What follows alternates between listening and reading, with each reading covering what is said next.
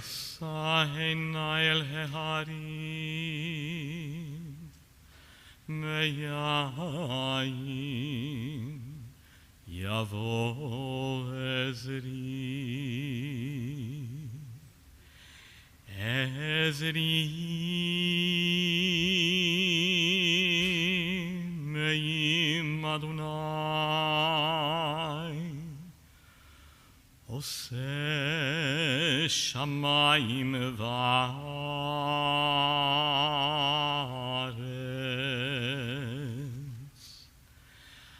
אל ייתן למוט רגליך, אל ינום שומרך. הנה לא ינום ולא יישן, שומר ישראל. אדוני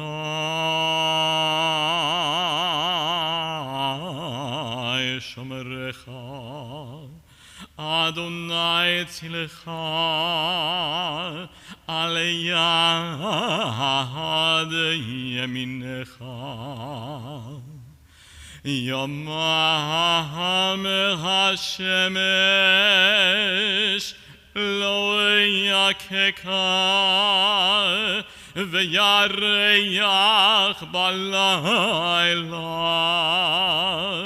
אדוני ישמורך מכל רע, ישמור את נפשך.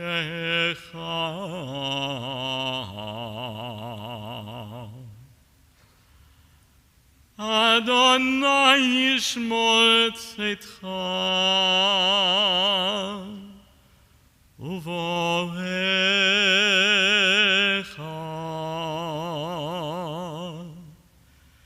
מעתה ועד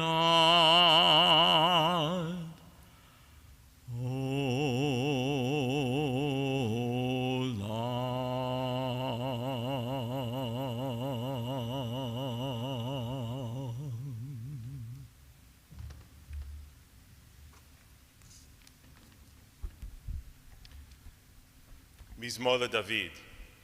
אדוני רואי לא אחסר, בינו דשא ירביצני, ימי מנוחות ינהלני. The Lord is my shepherd, I shall not want.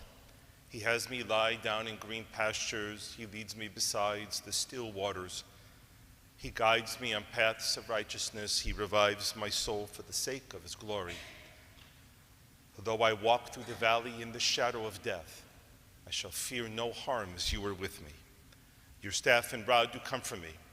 You set a table in the sight of my enemies. You anoint my head with oil, and my cup overflows. Surely goodness and mercy shall follow me all the days of my life, and that I should forever dwell in God's home.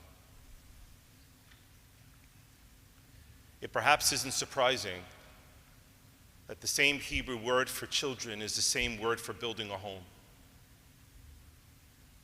And that is because to imagine what it is to have a place where we live, a place of meaning, a place of purpose, a place of love, is to know that it must be a place that is populated by people we love, by family, by children.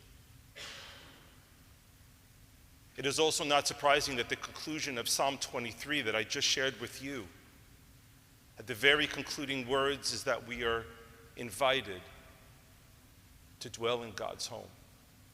And that is the person who imagined to write the word Psalm 23, a person who was very much experiencing a moment just like this. Because what other kind of person would have said the words, though I walk through the valley in the shadow of death, except for somebody who was experiencing this kind of moment? The person who wrote those words thousands of years ago had lost someone they loved, or maybe they themselves were very sick, but they knew what it was like to be in this moment. where everything that you loved and cared for was exposed and in danger, and maybe it was taken away. We know that we cannot live in a world that is absent death and loss. That kind of world does not exist. But we do know that when we lose important and loving parts of our life, that we can be comforted by the presence of what God invites us and wherein God invites us to be. The loss that is being suffered by the Otis family, the house and the family that was such a large part of Lorraine's life. I can attest to this. I was Lorraine's rabbi for 27 years. I know the care and love and concern that she showed for each and every one of you. I know how important her family was. I know how much she worried and loved each of you. And I know that despite whatever nagging and complaining she may have showed to you in her life, it was always born out of deep love and concern. And most importantly,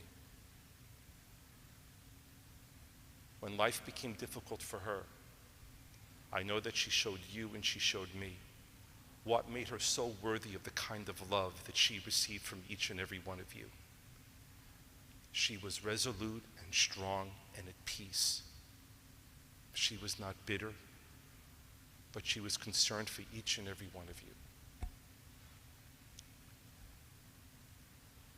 At the conclusion of Psalm 23, we are told that God also builds a home, and we pray, of course, that the comfort of that home will in some way replace the kind of home that you've lost in the passing of Lorraine.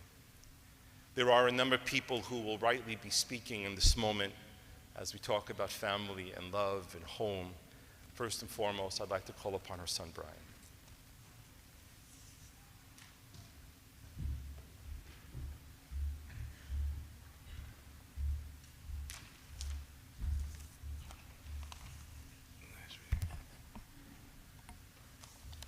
Our mother, Lorraine, was born in Toronto on July 13th, 1942, to her parents, Philip and Simi Steinberg.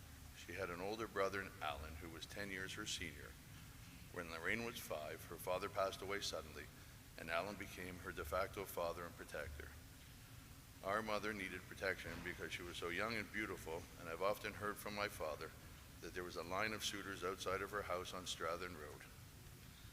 My parents met at a dance in Belleward, where my dad's parents had a cottage. Lorraine was 16 years old. They married a couple years later in 1961 when she was 18, and recently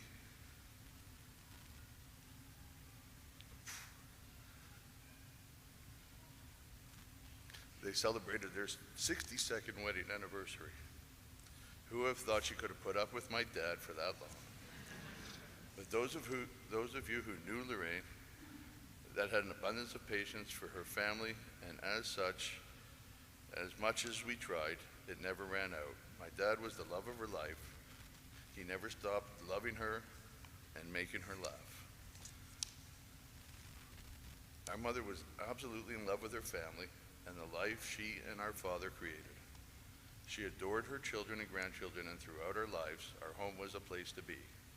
When we were kids, our friends always wanted to hang out at our house because they knew our mom would let them do whatever they wanted and always made them sandwiches and snacks. At mealtime, it was like she was running a diner, making 4 or 5 different meals to suit everyone's different tastes, and she did it graciously, all the while laughing and smiling. In those days, we would spend every summer at the cottage. In the last week of June, my mother would pack up the station wagon with everything we needed for the summer, and then on the last day of school, she'd pick us up and drive all 4 kids to the cottage until Labor Day. Our father would come up almost every night after work and on the weekends. There were 6 of us in a small 3-bedroom cottage with 1 bathroom, but it was the best time of our lives. Our mother absolutely loved spending time in the summers spending the summers up there with friends, family, and of course her beloved husband, Ron. In their whole marriage, they were virtually never apart for more than a night or two. Lorraine was a loving and devoted wife. She did everything for our father, and he credits her with all of the successes in his life. They were the finest example of true love and a successful marriage.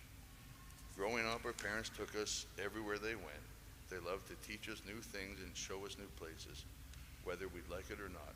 Like many Jewish families, we would make the annual pilgrimage to Florida, often with 6 of us crammed into the car for days, stopping at every tourist attraction on the way. It wasn't always easy or comfortable. I remember the time I got so frustrated that I got out of the car on the way to Key West and started walking back to Miami. Or the time my dad wouldn't stop the car for my brother Johnny, who rebelled and ended up peeing on all the luggage. We certainly had our share of laughs and adventure. Lorraine had a special relationship with each of her children. Phil was her devoted eldest who came by the house almost every day to check in and visit. I went literally one step further by buying the house next door. Johnny, her baby as a child, would only come inside if his mom was at the door. And with her only daughter, Stacy, she had the best of friends for life. They were as close as mother and daughter could be. Our mom loved to laugh and have a good time. She had a great sense of humor and the most beautiful smile. She loved to party and was often the last to leave, something she passed down to her kids. She always said, when the family gets together, it was always a party. And with 4 kids and 11 grandchildren, it really was. Everyone was always welcome. No one was ever excluded. In addition to her large family, our mom had many friends that were like family to all of us. She loved her weekly card games with her friends and loved playing games with her children and grandchildren. Our mom made everything great. She felt like she had everything she ever wanted and more.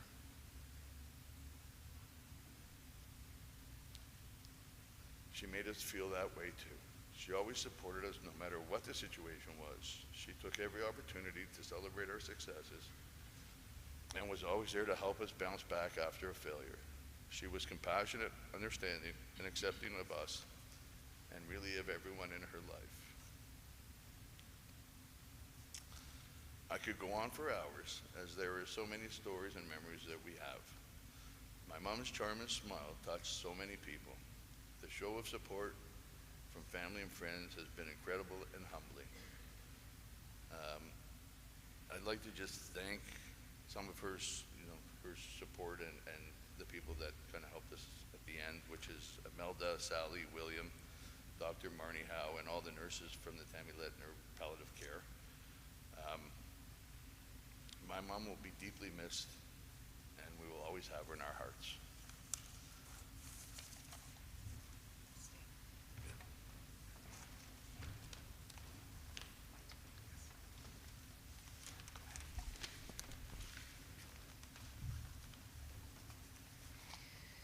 Once again, on behalf of all of our family, I would like to thank you all for joining us today to pay our respects and love for Lorraine. Over the last many years, I've had the unique privilege to do life with Lorraine and Ron as their son Brian's partner and as their cherished granddaughter Sydney's stepmom. As many of you know, Lorraine raised Sydney with Brian. She was that special woman in Sydney's life who organized the play dates and spent time with Sydney while her dad was at work. When I came along, I was welcomed into the family and able to share in raising Sydney. Some people would think that choosing to live next door to one's in-laws could be too close for comfort, but I felt it was important for me to let you all know that Brian and I have raised our children, Sydney, Sarah, and Jordan, next door with a special gate through our backyard to Lorraine and Ron's home for almost 20 years, and it has enriched all of our lives. Over the last years, we have enjoyed family time spent by our pool in the yard, cottaging at Lake Simcoe, and our many trips to visit Lorraine and Ron in Florida during the cold winter months. Lorraine is the matriarch of the Otis family, and she fulfilled this role effortlessly with grace and beauty. Lorraine was very special.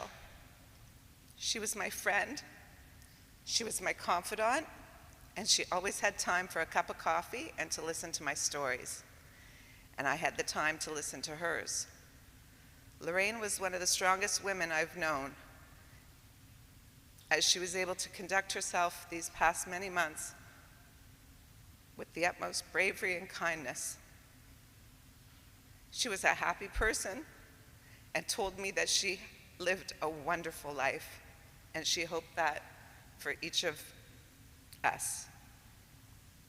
She loved her family with all her heart and knew how much she meant to each and every one of us. We all miss her very much and will cherish our memories of the time we had with her.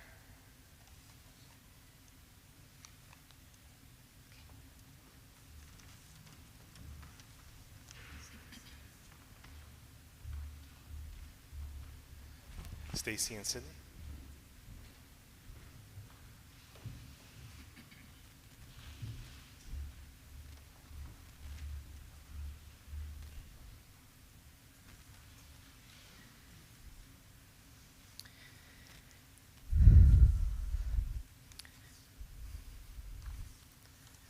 My mom was the strongest person I have ever met. She was the spirit of our family. She has carried us through everything and anything. I don't believe there was any prouder mom and grandma than my mom. She seized every opportunity to be a part of our lives.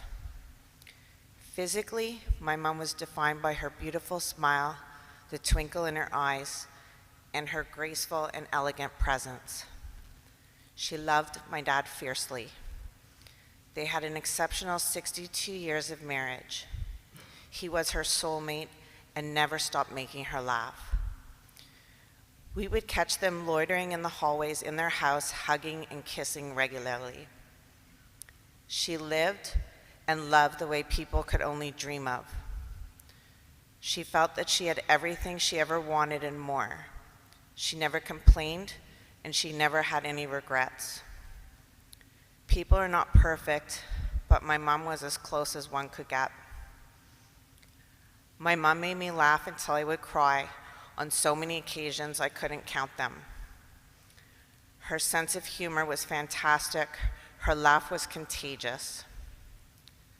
When times were tough, because she had some of those times, she had the innate ability to make it all be okay.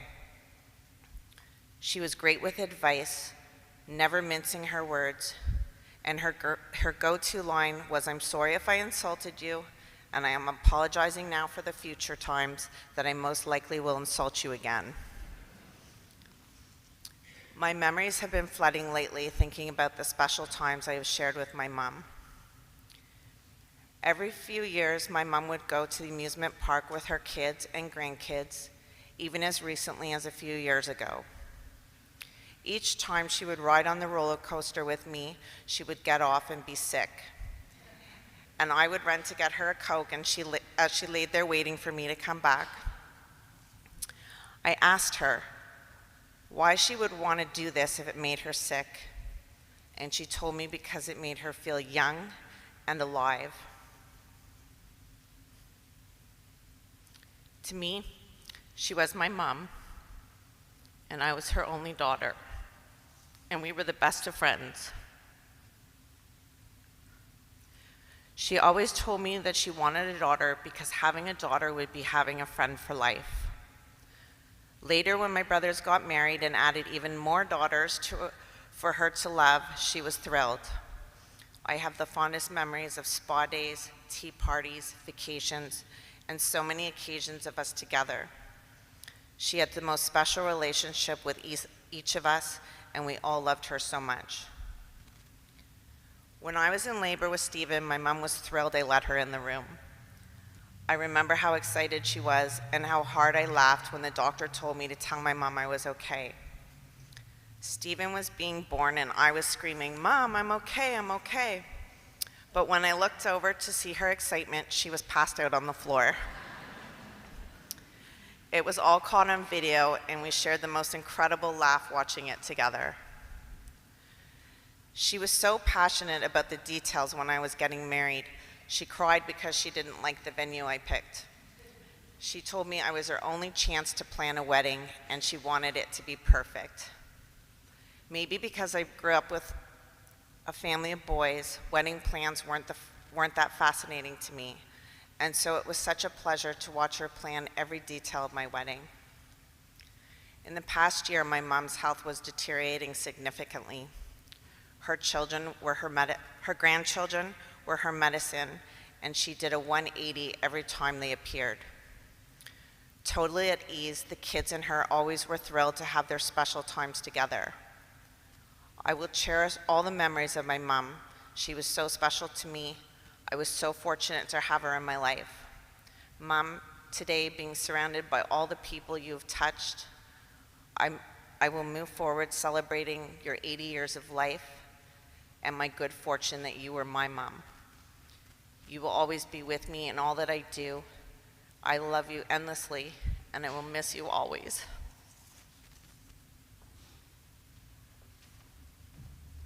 And Sydney?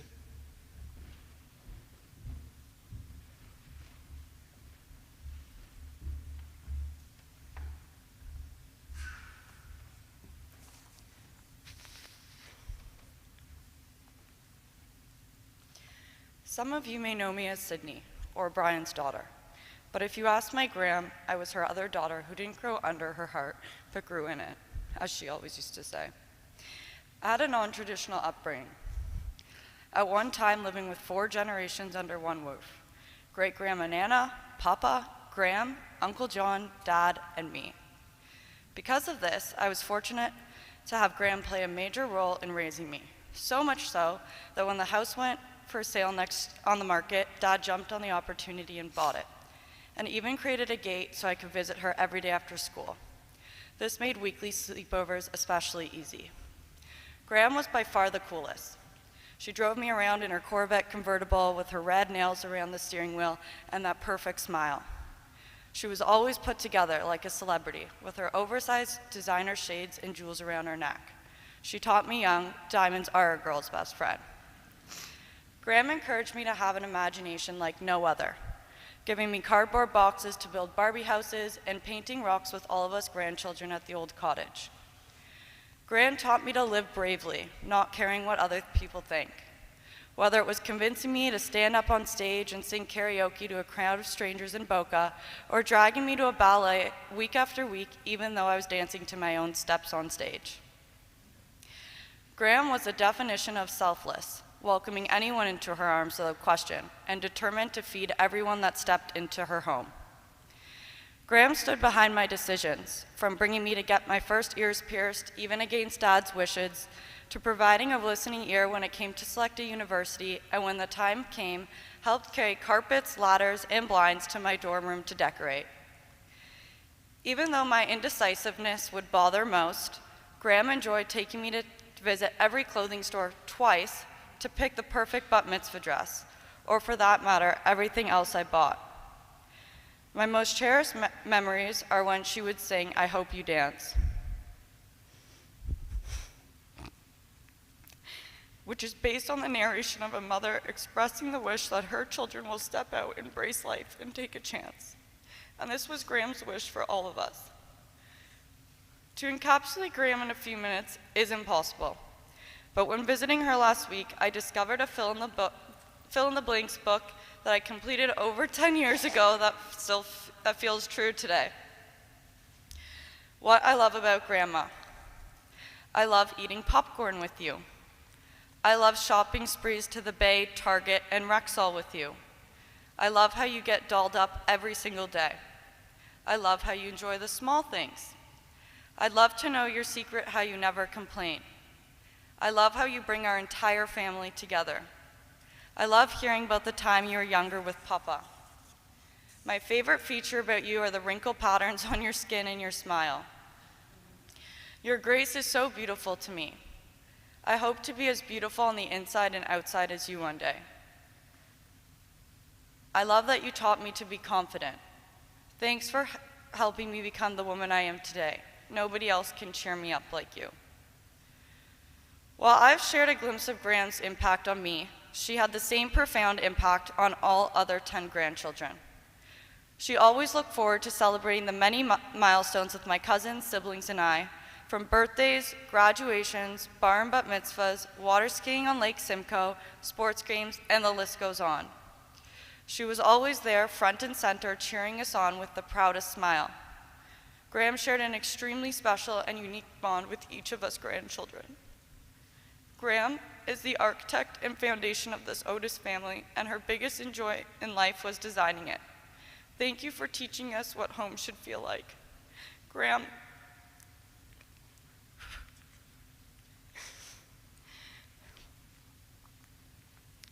not only am I so fortunate to have had you in my life, you make me feel like the most special girl in the world.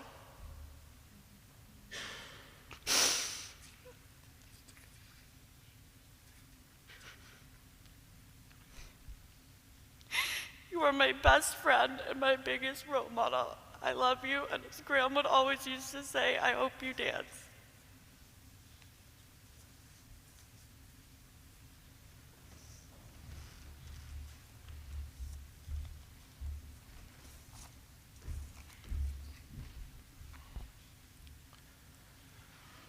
Lorraine will be remembered by her beloved husband, Ron, by her devoted children, Philip, Brian, and Deborah, Stacy, John, and Lily, by her grandchildren, Eli, Spencer, Aiden, Sydney, Sarah, Jordan, Stephen, Michael, Leslie, Simon, and Goldie, and lovingly remembered by all the family and friends gathered here today.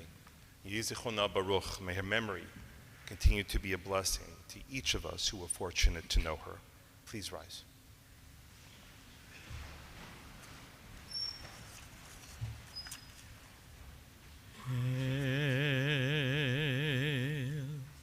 Male rachamim, shochein b'meramim,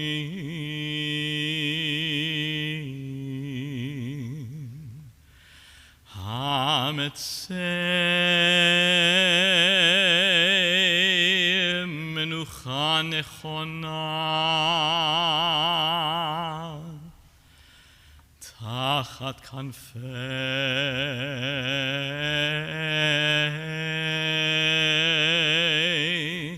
השכינה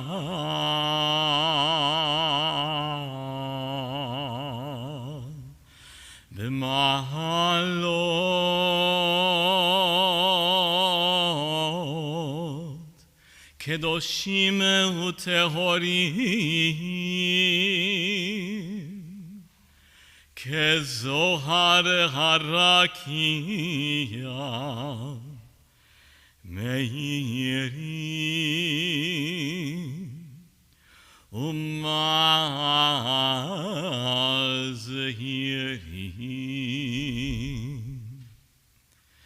לנשמת זלטה בת פנחס וסימה שהלכה לעולמה בגן עדן תהא מנוחתה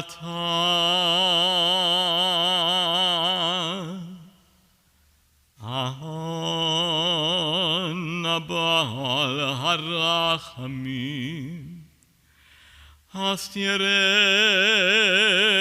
בסתר כנפיך לעולמים וצרור בצרור החיים את נשמתה אדוני ונחלתה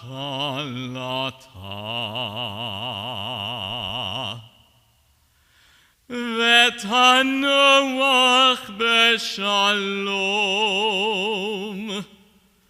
על משכבה ונאמר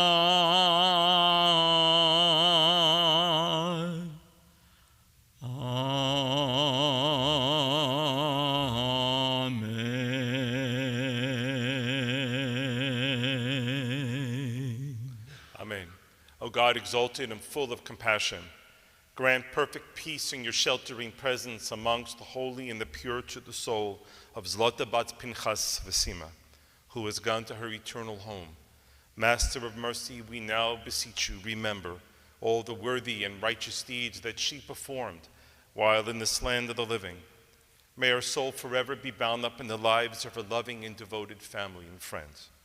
The Lord is her portion, and may she truly rest in peace. And let us all say, Amen. The interment will now follow to Mount Sinai Cemetery, Beth Shalom Synagogue section. The Shiva is at 756 Spadina Road, and everyone's invited back to that address following the interment. I would like to ask everyone if you could please remain seated where you are. Standing is fine. And please await for instructions from the funeral directors.